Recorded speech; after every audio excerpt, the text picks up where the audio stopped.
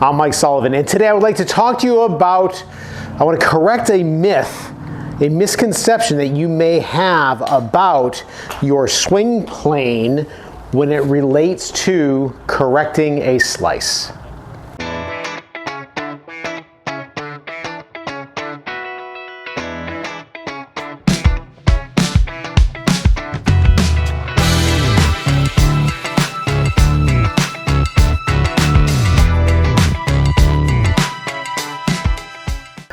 All right, so this is something that comes up once in a while in conversation with students, and it happens in lessons, and boy, I think this can be helpful to you if you're just home trying to figure out what's going on with your golf game, especially if you're trying to stop slicing. So I've got a 7-iron here, but this works with any club.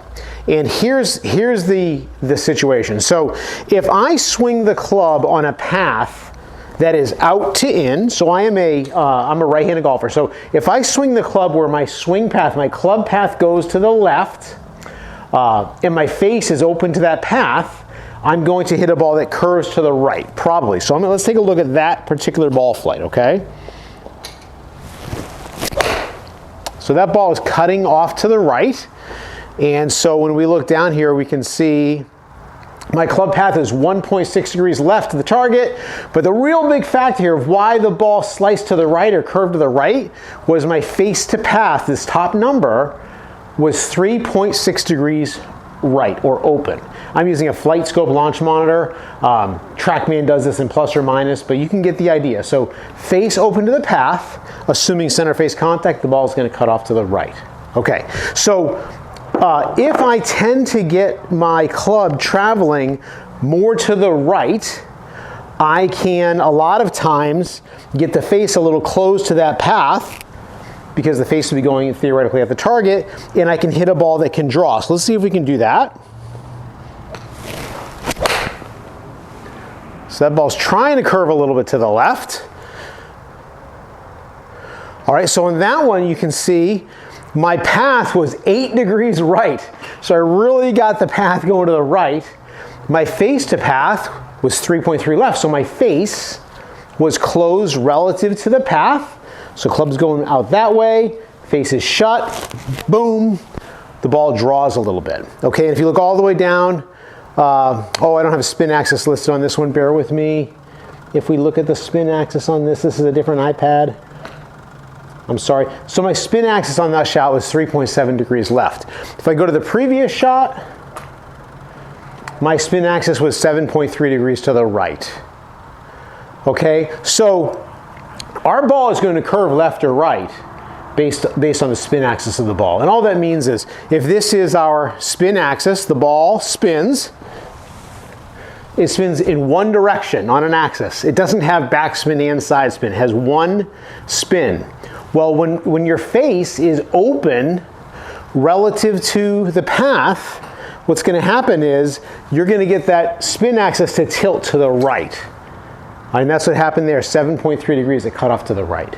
And by the way, the less loft you have on a club, the greater the tilt of the spin axis. That's why your driver slices off the planet when your pitching wedge is fairly straight. Okay, so the ball spins based on spin axis. And the spin axis is caused mostly by the face being open to the path for a slicer. Okay, so we got that. So what about the swing plane business? Okay, well, you know, if we have a swing direction where we're going way to the left all the time, and notice I didn't say swing path, I said swing direction. But if we're swinging the club to the left all the time, grossly to the left, when we hit the ball, the club will also be traveling to the left, and it's very easy to have the face be open to that path. Your angle of attack plays a role in the path, but I don't want to get into that right now. But basically, this guy swinging this way is going to hit pushes and draws. This guy or girl is going to hit pulls or slices. Okay, so the average golfer who's trying to figure this game out, they are doing this. Okay, they're hitting this big old out to in ball that's a big old cut. So like that one, my path was 5.4 left, face was 5.6 right. So that's actually pretty impressive, right? I had the face and the path almost canceling each other out. The reason why the ball doesn't go straight though is because of the tilt I created on the spin axis, 12.6 to the right. Okay, so our path and our face are causing this slice. So here's the problem people have. When people start to understand this, which you already might understand this, so thanks for bearing with me for the beginning part of this video. People who already understand this, in an effort to swing the club more to the right, what they'll do is they'll bring the club back behind them back in here. Thinking, oh, the club is back behind me. They're going to take the club back on we call it an inside takeaway. They think they can swing out to the right easier. But the problem with that is, just think about this. If my club is back here and I want to hit a good solid shot, see how low my hands are and how low that club head is? I really can't descend into the ball very well. It's hard to hit solid shots that way. So people who tend to bring the club back this way, I'm going to show you how they tend to make a downswing. They tend to come over the top of their previous swing plane and swing farther to the left. So that path on that one was 9.8 degrees left. Okay? So when people who are really having the intention of doing the right thing, of bringing the club back this way, unfortunately, it really makes it, it's like natural to come over the top and slice it. All right? So if you've ever seen like Jim Furyk swing, right? Jim Furyk takes that club back where the club is like straight up and then down like this. Now from here, you got all the room in the world to drop underneath and be able to catch the ball more from the inside. Okay? Now, in my own personal golf game, in my swing, you know, I'm always trying to get the club, for me, a little bit more out here. I unfortunately tend to bring it back a little bit inside just as a habit. Okay, so I'm always struggling with this. But I'm going to try to take the club back a little more upright and show you how easy it can be to come underneath that and swing a little bit more to the right.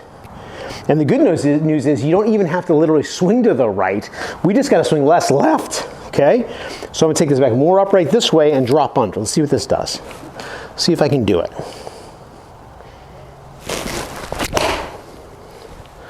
Okay, it's definitely drawing, right? So that, I don't know what it looked like from your end. It felt like this. It probably wasn't. But it felt like this and this. But you can see on that one, boy, it was an exaggeration on my path. My club path was 6.7 to the right, and then my face was close to that. Now those are not perfect numbers to hit great shots. There's other issues there. But when it comes to being able to get the face and the path down, right, this feeling is going to help us to be able to draw the ball. And of course, I go to show you a draw, and I left the one out to the right. One more before we go. One more. You know, I swing in and out all day. I get here on the video. Let's get a ball that's not missing dimples. Can I blame that on the dimples? What do you think? I'm not having dimples last one? All right. I did swing that one to the right. The face is just slightly open. Here we go. There we go. Didn't quite hit down on it, but I think the face and the path are pretty good, right? So path was 2.9 to the right, face was 0.9 to the left. A nice draw all day long. All right, so in order to stop slicing, don't do this. Get the club more out in front of you this way. I've got other videos to show you how to do that. I'll put a little, where is it, up here somewhere? A little link to a video to help you work on getting the club up here, drop it under. The key to you hitting draws is by probably getting your backswing a little bit more upright rather than flat behind you. All right? Again, take a look at the video we put up there. I think that'll help you too. I hope that all helps. I'll see you next time.